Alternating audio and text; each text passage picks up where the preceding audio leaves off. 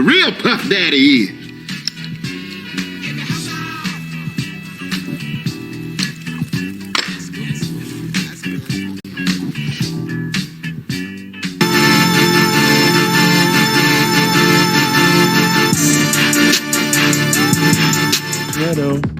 If you never would have gotten behind that wheel, I'd never be the man I am today. And now, I am the man who's going to break your family. Piece by piece. What's up? Uncle Jacob? Your dad sent me. Can't wait to see you get out of this one.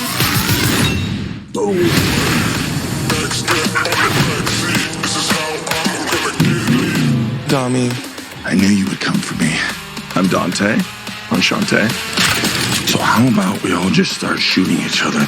That's what I came here for. Time to end this. Let's dig some graves.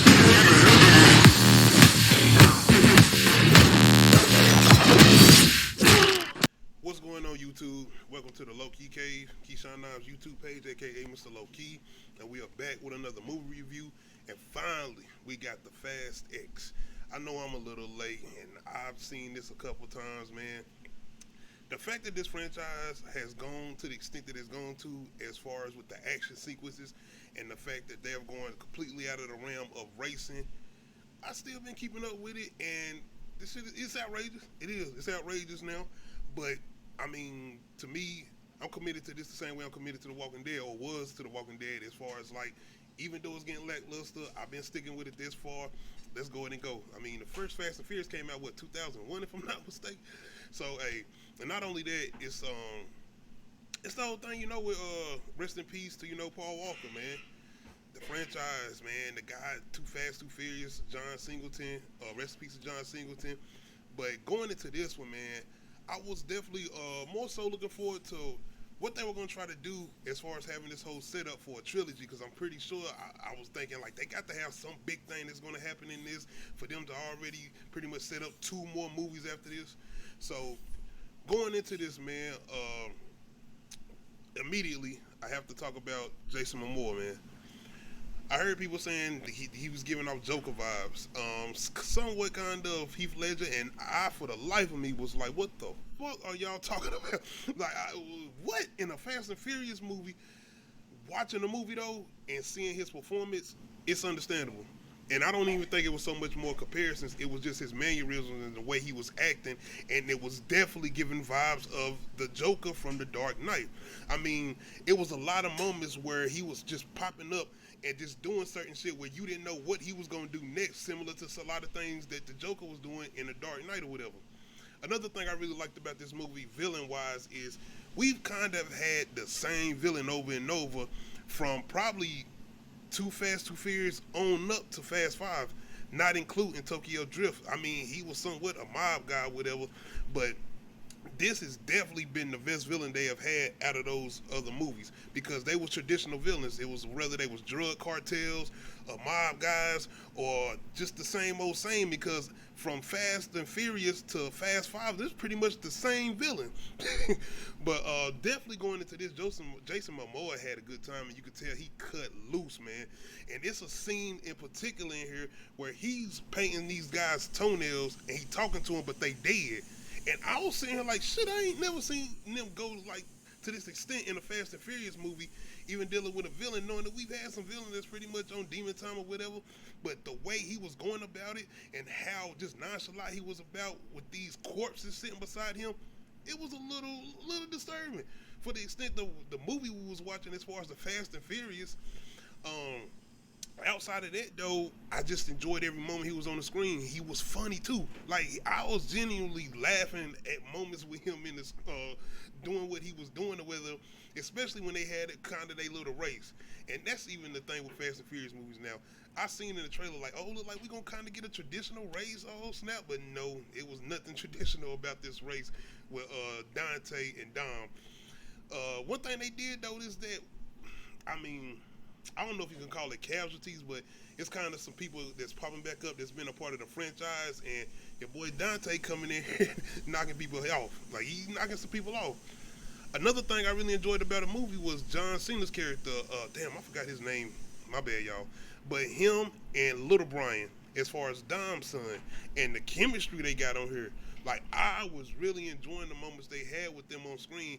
And from Peacemaker to Suicide Squad, I feel like when John Cena is kind of in this mood as far as with his acting and him kind of just cutting loose and doing what he's doing, it's a great performance. You know, from them early on films where he was trying to come in being super macho and, you know, he was doing with like 12 rounds and shit like that, and where he's got now, I'm really enjoying it. And when him and Little Brian are on screen, it's almost like, damn, they seem like they have way better chemistry than Dom, and they're supposed to be his pops, right? But man, outside of all of that, they definitely had some good moments, and this is a spoiler review. So when they did the whole John Cena's supposed to die and did and all of that in the third, man, you know how many times we seen niggas come back in the Fast and Furious franchise who has actually died. You know what's really funny about this shit though? It's the fact that they killed or supposedly killed John Cena in this movie, and they bring a nigga right back at the end of the movie as far as Wonder Woman. Your girl, like, wait a minute, she died, and if I'm not mistaken, Fast and Furious 6, you know, when Han and them was jumping on the plane or fighting on the plane or whatever, and she fell back shooting, trying to save Han or whatever. No, she's back. Just like your boy Han, he's back. Think about Letty. She supposed to have died a long time ago. And that's the thing. Like, that kind of would have had an impact moving forward with the franchise, letting you know that people can't actually die in this franchise. Now, we at a point like, just because you did what you did with John Cena, that don't mean shit. I think he's still alive. I absolutely 100% believe John Cena's character is definitely still alive. And until we see some type of courts, you can't even give us a funeral because y'all done that before. Niggas is out here still alive. So nah, I don't believe you. You need more people. But outside of that, we kind of got a Game of Thrones thing kind of going on with them because everybody's pretty much separated, trying to lead all the way back up to Westeros. We got Roman, Tig and old girl, they separated with Han. You got Don pretty much on his own, doing what he's doing, with Dante pretty much popping up surprising him. And your girl Cypher is pretty much played by Charlize Theron. She's here. I almost forgot how she even got out or what she did in the last movie to be able to be out and about the way she is. But yeah, man, everybody's pretty much separated, and it's all them trying to gather back up and trying to avoid Dante because once again, he's just popping up out of nowhere, causing a bunch of chaos. One thing I'm going to give Fast and Furious credit for this time around is kind of not having Don and them being, I guess, untouchable. Man, listen, of course, they doing what they doing in the cars or whatever. Your boy Dom, though, you give Dom that muscle car, and this nigga used that car the way John Wick uses a gun. He will whoop your ass with that car. He'll do anything that's in the possible physics of the Fast and Furious franchise with that car. It's a scene in here where this nigga's literally jumping out of planes with the car, and the car's completely good. He jumping out, knocking cranes over with the car, slamming against walls and landing on the thing and still driving. I'm like, man, come on. Even the scene at the end where the trucks are coming together and they blow up or whatever, and he jump off the bridge or whatever, them niggas come out the water and bro's whole shirt, he good, no scratches or nothing. Man, at this point, you can't tell me Don does not have some type of vibranium in his blood or something from what I don't know, but as far as the way they tried to go, as far as kind of giving them some type of vulnerability, it did kind of go that way because the previous movies kind of seemed like they always been a step ahead, or they always kind of been able to get out of these tight situations or whatever. But with the new addition of Dante coming in as far as Jason Momoa's villain character, he is ahead of them in every step of the way. Even to the point where you think that, okay, Dom them that finally, they got something going. He's always prepared and always able to come up with some type of plan, or always got something calculated where he knew what they was going to pretty much do. Just like going in towards the end of this movie, which pretty much ends on a cliffhanger with him and us trying to indicate that, oh my gosh, is Dom and Little Brian going to make it? What about Tig and Roman them? Did they crash in the plane, or are they still alive? Find out on the next episode of the Fast and Furious. Like, come on, bro. We know these niggas alive. We know everybody's good. Like, the fact that we just talked about this as far as people that's supposed to die in the Fast and Furious movies, that everybody's still alive. Come on. Everybody good. Outside of that, though, the chemistry. I enjoyed everybody. You see everybody's back on board with everything. Jason Statham's character. Shaw. I enjoy what he was doing, even though he didn't have a lot of screen time or whatever. And of course, he's always got some good action scenes and good fighting scenes. And that's another thing that I did enjoy with the Fast and Furious franchise. Give or take, just coming off of John Wick and what they was able to do, it's like y'all got some decent fighting scenes in here and there. Letty and Cypher's fighting scenes, it's pretty good. It's pretty good, even though nobody gonna get hurt. And when you watch John Wick and the shit he has to go through, even though he kind of seemed like he's kind of got some vibranium in his blood too. I mean, the nigga fell down the stairs like 8 times and was able to get back up and keep it going. I mean, he was limping like that whole movie though. At least he showed some type of injury. These niggas in this movie, as far as Fast and Furious, they don't show no type of injury. They don't show no type of pain. They good.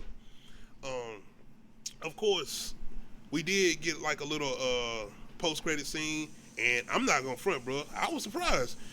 Of course, this was spoiled earlier, but Dwayne "The Rock" Johnson's character, aka Hobbs, he is returning to the franchise, and I think that's why I feel like John Cena's character is still alive, because it's like we got to get that moment with them two kind of going at it, and well, come on now, we got to get that. I mean, we already, the wrestling and everything. We got to get that little moment with them, but of course, Hobbs is back, and we just got some news today, actually, that he's going to get his own solo project that's going to work in between FASTX and FASTX Part 2 or Fast 11 or whatever, man, you want to call it. But he's getting another solo project, and this is not supposed to be a direct sequel to Hobbs and Shaw. It's supposed to be his own thing or whatever. So I think it's going to be interesting to see how they do. And of course, as far as the whole feud between him and Vin Diesel, they already said they done passed that out. It's good now. It's about the fans. And the fact that he said this, and now I'm recently hearing about supposedly some type of friction between Vin Diesel and Jason Momoa's character, because Vin Diesel's supposed to be jealous that he kind of took the spotlight or whatever, and he kind of blaming him for the bad reviews or whatever. I honestly don't believe it. I don't believe that, man. But then again, like I said, all the shit that was going on with The Rock and Vin Diesel, and you know how Vin Diesel feel about this franchise. This his baby. This his. But outside of that, man, I enjoyed everything as far as what they was trying to do with the storyline pertaining to Dante. Fast 5 was probably their most popular franchise out of the movies, which I think people saying it's the best movie. Even though I don't agree with that, I do enjoy The Rock's entry into that. As far as Fast 5, I do feel like that's where they kind of started the craziness. For me, it's still gonna be the first one. That's still my favorite one. And even Too Fast, Too Furious with Tyrese and Paul Walker, that's still one of the ones I enjoy. Tokyo Drift too, but The Rock coming back, I'm definitely looking forward to that and to see what they're gonna do with that. Not only that in the solo project, but outside of that, the movie did what it was supposed to do. It had a bunch of crazy action sequences, a bunch of crazy CGI scenes. I mean, it was just chaos, some type of chaos. One thing I will say about this one is that it seems like they didn't slow down to take a breath at all. Out of the other movies, you kind of somewhat got some character developments here and there. And I know I might not have seemed like I talked about Brian Larson's character, Mr. Nobody's daughter or whatever. I mean, she really, it wasn't really the reason for her even be here, to me, in my opinion. I mean, she came and she was doing what she was doing. She was supposed to be helping out Dom's character here and there or whatever. I almost thought they was trying to make a little flip in where she was going to turn out to be a villain, because they did end up doing that with other character in here. I forgot the character's name, but he's pretty much working with the agency now. He's like the big guy at the agency now, outside of Mr. Nobody's daughter. But he ended up turning out to be a villain, even though they pretty much gave that shit away in the opening scene where you can see this big ass nigga's head in the window where he's talking to Dante's daddy or whatever. One thing I do want to give them credit for is the opening scene of the movie when they having the whole family cookout. That was kind of a little emotional, especially when Dom is going through the pictures or whatever, and you seeing the old pictures of Brian, and even that opening sequence when they doing a flashback to the Fast 5 film, like seeing Brian and Dom together again was like, yeah, man, yeah. Paul Walker's definitely missing this franchise, and once again, rest in peace to Paul Walker. Outside of that though, man, I can't front. I'm still looking forward to what they're gonna do with the next one. But more so than anything, it's kind of going with Dante's character and getting more of him. And I do want to see if John Cena gonna be alive. Outside of that, I want to see how everything's gonna go with Hobbs and how he's gonna make a play into coming into the franchise. Not only with his solo movie, but of course with the Fast X Part 2 or Fast 11 or whatever they're gonna call it. Outside of that, though, y'all, let me know how y'all feel about this recent addition to the Fast and Furious franchise. Of course, we already heard they got spinoffs coming. I think they got a Toretto family spinoff, an all-female-led spinoff. Of course, everything about this movie is telling you that they're going to have a new generation, basically, of Fast and Furious movies with the kids, the grandkids and all that, starting off with little Brian. I mean, they got a whole sequence at the beginning with him doing burnouts, doing he's driving the damn muscle car, and I'm like, hold on, you telling me this little nigga was driving this muscle car, Dom's car? Hey. Anyway, though, man, y'all let me know how y'all feeling as far as the newer FASTX movie. Did it live up to the hype? Did it do everything it was supposed to do? And if you know how Fast and Furious is now, as far as all the chaos, all the crazy shit Dom is doing in that crazy ass muscle car, did it do everything it needed to do? Let me know, man. Other than that, make sure y'all hit that like button, make sure y'all hit that subscribe button, make sure you hit the notification bell, let you know when I'm back. Let you know when I upload new videos. Make sure y'all come through later on tonight. We are doing From episodes 5 and 6 review. Outside of that, tomorrow we got a new podcast we doing, which is all hip-hop beats and mics episode 1. We live Friday 9:35 p.m. Make sure y'all come check that out. Other than that, we out.